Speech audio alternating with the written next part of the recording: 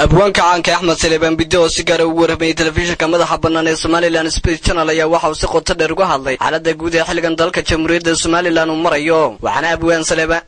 abwaan Axmed Saleebaan Bidde uu baaq u diray xisbiyada mucaaradka u soo jeediyay inay ka waantoobaan hadallada xanafta leh ee ku soo dhex tuuriyaan bulshada sida hadalka u dhigay isla markaasna wixii khilaafaad u dhaxeeya iyaga iyo xukuumadda ay ku dhameeyaan miiska wada hadalka sidoo kale Axmed Saleebaan Bidde ayaa waxa uu talooyin u soo jeediyay madaxweynaha qaranka Somaliland Mudane Axmed Maxamed Maxamuud Siraanyo iyo sidoo kale gudoomiyaha golaha guurtida ee Somaliland Saleebaan Maxamuud Aadan waxaana ugu baaqay madaxweynaha Somaliland inuu dalka ku maamulo habsiman isla markaasna dhaliilaha ay u soo jeedinayaan xisbiyada mucaaradka iyo waxyaabaha ay ku dhaliilayaan wax ka qabto isagoo sidoo kale gudoomiyaha golaha guurtida ee Somaliland Saleebaan Maxamuud ugu baaqay in isaga iyo golihiisuba ay ummadda wanaagooda ka shaqeeyaan maadaama uu buuri golaha guurtida lagu yaqaano in ay ka taliyaan mar walba aayaha iyo wanaagga dalkani Jamhuuriyadda Somaliland abwaanka amurahaasi ka hadlaya waxa hadaladiisii kamid ahaa waxaan leeyahay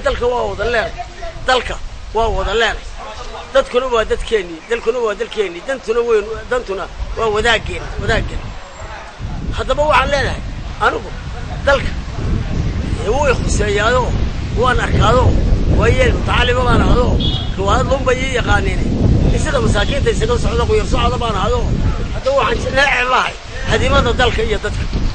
ورتمر كي نوبا يسوع الرئيسة إله بقى إن السيا إنكم ما ينصوا يسنى لبدينا أنا تكيسنو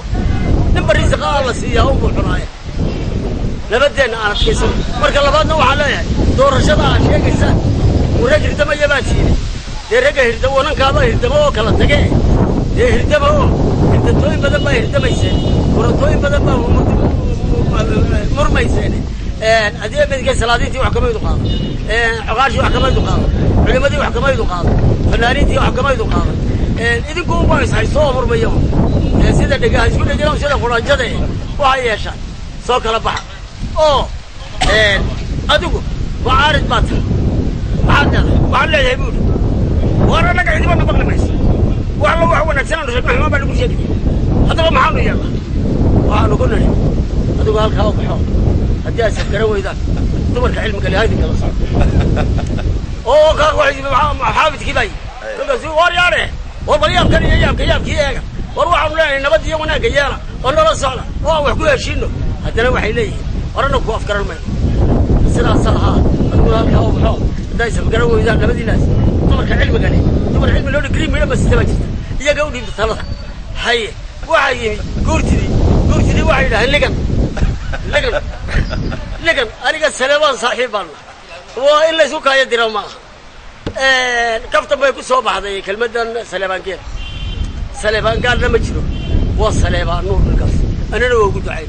إسلام كوي ست عيا حبان وكما قبائل وناقا كراهية حتى بس سليمان صاحب كي هدوية وحلية فردها إنسان كذبني أديقا وهي مدحوينها أنا وحن لياهي ودل قاضتك سيدي آدوه شي سيسينا أما كمشك راعة أما كيجيس كسدع الحسب الراعة أما كان قورتي الراعة لكن انت ميل فريستان وحدك تميل أو confidence matters الرماها يا هولير ويان دور جدا نكيالي يا يارو نكيالا وقرون باهلي أنا قم بونا حكومي هدي وحلا قمنا عنو باشا أقول بابا لو أقارنه هاي اسكباي هلا نكيالي